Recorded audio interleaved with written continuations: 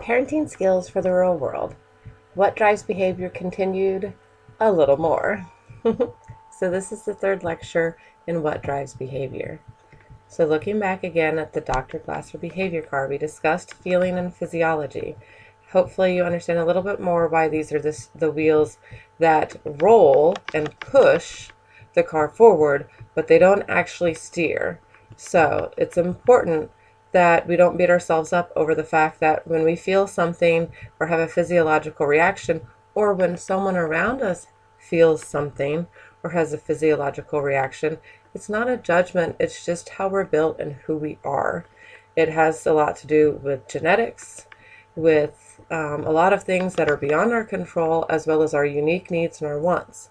So now we're going to talk about acting and thinking, and those things we are able to have some control over.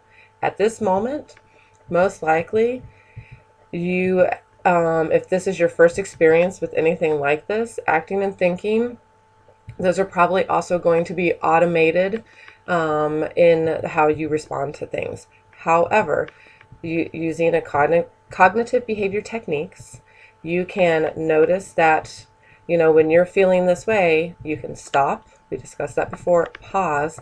Ask yourself those important questions. How do I want this situation to unfold?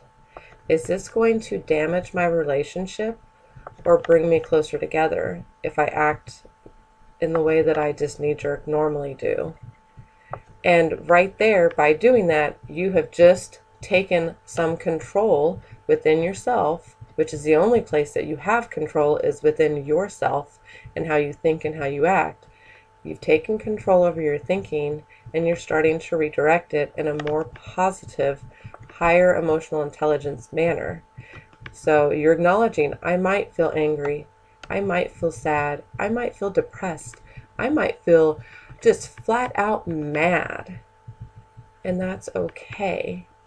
But what am I going to do with those feelings? So when I feel that way, if I can stop and think with myself and have some automatic cognitive behavior techniques, which is to stop, ask yourself those questions.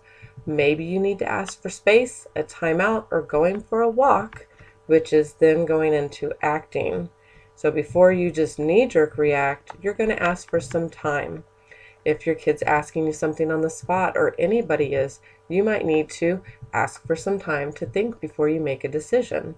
You might even be able to say, okay, well, let me think about that. I'm just not sure. And I want to make sure that I give this the thought that it deserves because I care very much about you. When do you need to know the answer? And if someone's pushy and they want to know right now, well, then tough luck. You're going to say, I'm sorry, I can't give you that answer right now. And then at that point, that's your opportunity to say, well, I can get back to you at this time with this answer. And then please make sure you set an alarm on your phone or do something to honor that commitment that you just gave.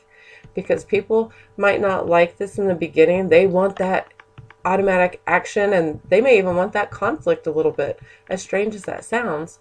But when they start to learn that, you know what, you're going to take your time, you're going to step back, and this has to do with you and not them, and that you need to you care about them enough to regain control of your emotions before you continue down a particular path.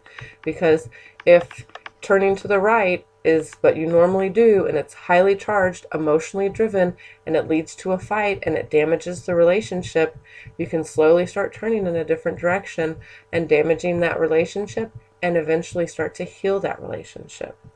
So acting and thinking are malleable, but it takes awareness and effort each day. A lot of people, when they hear this, they're like, oh, this is too good to be true. People will start acting this way, and then they stop. And that's true. This is not a, you shower and you're clean and you're done. You have to shower every day in order to maintain personal hygiene. People, oh, why make your bed? You're just going to jump in it again later. That's fine. Only make your bed if you like your bed being made. I make my bed every morning because when I come home at the end of the day, I love seeing how calming and relaxing my bed looks when it's made.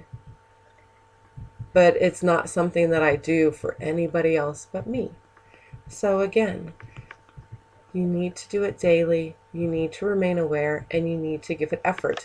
I told you I'm still working on being a better listener. I work each and every day to get stronger at each of the caring habits. I'm not perfect at them. I'm not, but I'm trying to remain aware and give effort and do it daily. That's important. If I want to be in good health, I can't just exercise once and eat one carrot. I have to put in some effort for my health on a daily basis. I need to be somewhat active. I don't have to be an Olympic medalist, but I need to have an active lifestyle that's not completely sedentary. I need to get up from the desk and walk around. I need to make healthy food choices that balance out with that donut that I love. I need to find activities that elevate my mood, that I enjoy doing, that are active and good for me, and do it regularly. So here's some nice calming redirections. Looking at these pictures again, free website, costs zero money to look at these pictures. Fabulous. You can save them for your wallpaper, change them out. Some people might look at this and think, oh, a shipwreck, how horrible. But I look at it and it just looks beautiful to me. It's very calming and soothing, and I would love to go explore it and maybe have some boots on so that in case there's something gross on there that's going to bite my ankles, I'm okay, but that's what I would be doing. I would love to go explore this boat. And I love coffee. And so I found a picture that's got coffee for everybody, whether you like it black or just a little splash of coffee with your milk on the top left. However you like it, everybody likes a little bit different. But coffee is very soothing for me. I love my morning cup of coffee.